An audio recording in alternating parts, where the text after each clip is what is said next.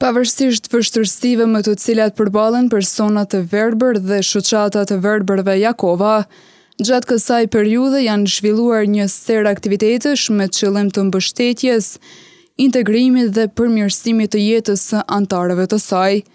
Për aktivitetet e realizuara dhe planet për të ardhmen, na tregon më shumë kryetari i shoqatës së të verbërve Jakova, Shkumbin Zherka.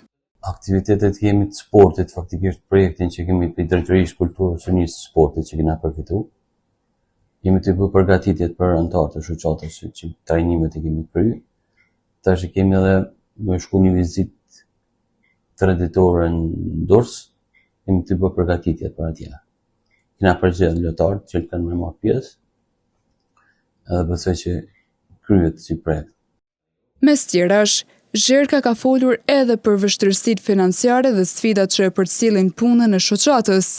Megjithatë, fal mbështetjes së donatorëve, sipas tij, është arritur që aktivitetet të vazhdojnë dhe të realizohen iniciativa në të mirat të anëtarëve.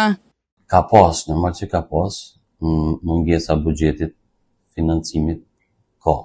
Si ja kemi dalë? Ja kemi dalë me vështirësi të mëdha, por fal donatorëve që na mbështesin shoqatën tonë. Ja kemi arrit.